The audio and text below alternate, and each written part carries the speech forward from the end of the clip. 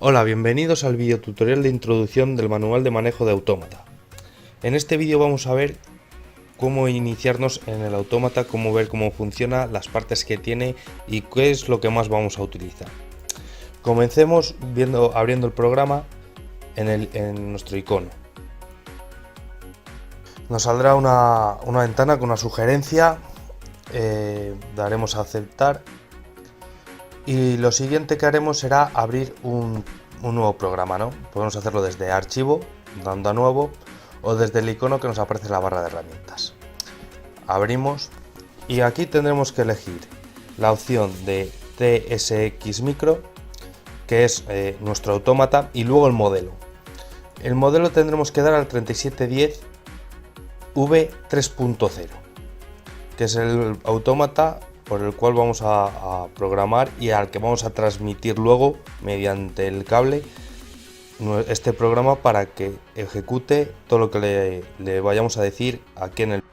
Nos va a aparecer la ventana del navegador de aplicación con una serie de carpetas. Abriremos las carpetas por el siguiente orden: Station, Programa, Tarea Must, Secciones y Sección GR7. Nos aparecen tres apartados: PRL, Chart y Post. En estos tres apartados es donde realmente programaremos. La carpeta de BF predefinidos es donde pondremos nuestros temporizadores y contadores.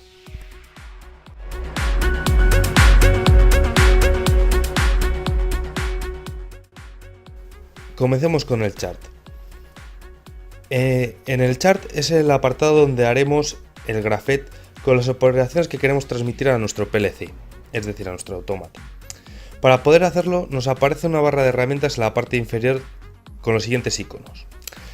Tenemos una flecha que apunta hacia arriba, que es el ratón en modo selección, es decir, que estaremos manejando nuestro ratón. Luego podemos ver el F2, que sería colocar una etapa con transición.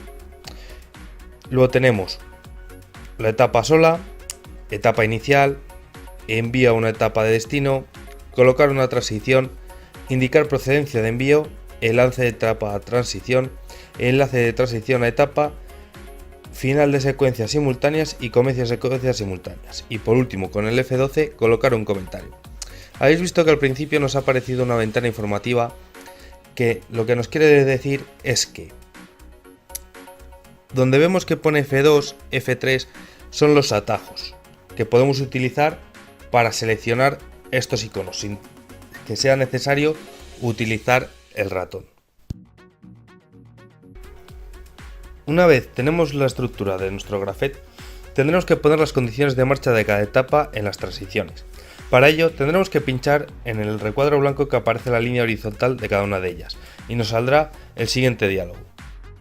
En esta ventana tendremos que seleccionar, en esta pestaña de aquí, el lenguaje LD y nos abrirá una hoja en blanco en la cual en esta hoja deberemos utilizar la tabla de entradas que vienen en el manual, que son las que vienen en porcentaje y 1.0, 1.1, etc. Una vez dicho esto, aquí en esta zona en lo que es en el Chart, lo que más utilizaremos será el F2, que es un contacto abierto, y el F3, que es un contacto cerrado, y así también el F9. El F9 ¿qué significa? El F9 significa bobina directa, es decir, que terminaremos nuestra transición. Al terminar de programar nuestra transición siempre le daremos a Enter y nos tiene que aparecer todos aquellos elementos que hemos introducido en negro. De esa manera es cuando podremos dar al cerrar ventana y veremos que en la transición el cuadrado donde hemos pulsado antes, que estaba blanco, está en negro. Eso quiere decir que esa transición ya está programada.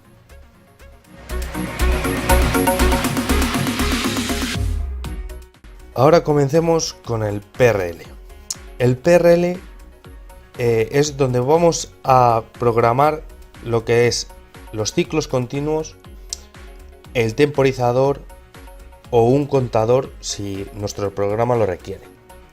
Vale, para ello, ¿qué tendremos que hacer? Primero, para los ciclos continuos tendremos que hacer con los pulsadores o los contactos abiertos, mejor dicho, que van a activar nuestros ciclos continuos hasta una, digamos, bobina directa, pero sin la almohadilla interior, lo que es unos paréntesis, donde pondremos, le denominaremos con M y un número, sería la memoria, número y la que nosotros queramos. No podremos repetir el número de memoria a lo largo del programa, porque eso podría llevar a confusiones. Entre ellas siempre deberemos de introducir un contacto cerrado. ¿Para qué? Para que nos sirva de botón de paro de ciclos continuos. Y a su vez tendremos que puentear nuestras condiciones de marcha de ciclo continuo por la memoria que va a ejercer de esta misma. Para introducir un contador deberemos de modificar nuestro char. Eso ya lo veremos en uno de los siguientes ejercicios resueltos. Pero aquí en el PRL deberemos de usar el icono F7 y nos saldrá unas pequeñas opciones en la cual utilizaremos counter y nos saldrá un rectángulo. Lo primero que nos va a pedir es que demos nombre a nuestro contador y nos viene porcentaje C y pondremos, igual que las memorias, un número que nosotros queramos y procurar siempre que no se repita. Para activar el contador deberemos conectar un contacto abierto con una de las etapas anteriores a lo que vayamos a contar. Es decir, que si por ejemplo tenemos que la etapa 2 y la etapa 3 son las etapas que nuestro contador va a contar, que esas acciones las repita X veces, pondremos que X1 o X0 va a ser la que vaya unida a R y así misma va puenteada con S. Luego la E la sacaríamos a la memoria que llamaríamos como quisiésemos. Luego en el CD deberemos de poner una etapa de las cuales se repite.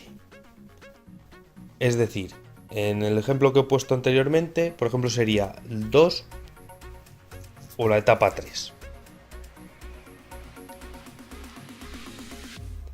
En el caso del temporizador es igual que el contador, pero deberemos de dar B a counter en el menú de F7 a time o timer.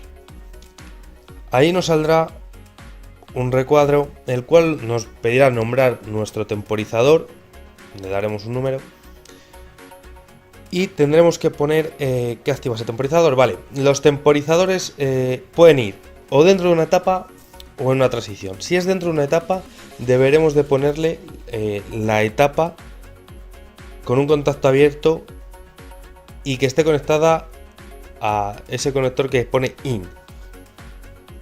Si fuese una transición deberíamos de poner la acción anterior o la acción o pulsador que activa este temporizador con un contacto abierto en ese mismo lugar. Y luego la Q la deberíamos de llevar a la parte de la memoria que vamos a llamar, por ejemplo, M. Una vez creado nuestro temporizador o contador, deberemos de ir a nuestro navegador de la aplicación, a la carpeta variables y a la opción BF predefinidos. Ahí es donde configuraremos nuestro temporizador o nuestro contador. Para ello, una vez que lo abrimos, deberemos de seleccionar parámetros en ese cuadradillo y en la pestaña que hay a la derecha debemos seleccionar o TM o C, dependiendo lo que queramos configurar, si el contador o el temporizador. Seleccionaremos la opción y nos aparecerá en negrita los que hemos programado. En el caso del contador tendremos que ir a la fila de preset, a la columna de preset, en la misma fila de nuestro contador y deberemos de poner el número de veces que queremos que cuente. Deberemos de ir a la columna de TV ahí es donde seleccionaremos la unidad de tiempo. Tenemos 1 minuto, 1 segundo, 100 milisegundos o 10 milisegundos.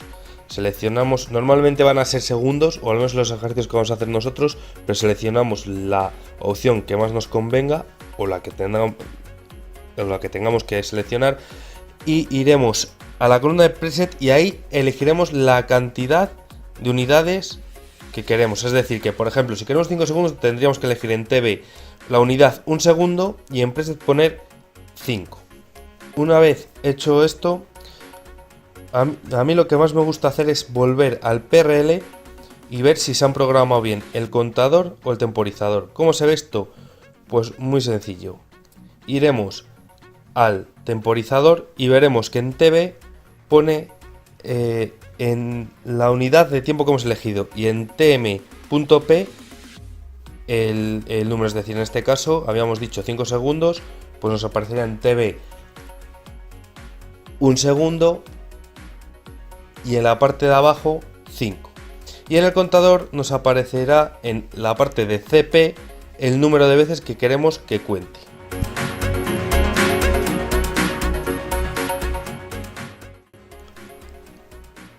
En la parte del post es donde pondremos las acciones que hace cada etapa. Es la parte más sencilla de todas. Simplemente es eso, plasmar las etapas y la función que tiene. Para ello utilizaremos la tabla de salidas que aparece en el manual. Para denominar la etapa lo haremos de la manera que sea porcentaje X y el número de etapa que queremos denominar en ese momento. Y luego la acción será una Q. Ahí en la tabla nos aparece Q2.0, Q2.1, dependiendo si es A más, A menos, C más, C menos. Aquí una cosa importante, no se pueden repetir las Qs en la misma hoja, obvio. Es decir, que si yo por ejemplo tengo etapas, la cual va a repetir la misma Q, lo que debemos de hacer es puentear y unir esas etapas para que acaben en la misma Q. Dicho esto, hay en casos que tenemos válvulas monoestables y tenemos que repetirlo. Pero si queremos repetirlo, tendremos que elegir la selección Set para activarlo, y cuando lo queramos desactivar, aunque repitamos la Q, tendremos que poner Reset. Pues esto ha sido todo. Espero que os haya gustado, que os haya ayudado y hasta el próximo vídeo.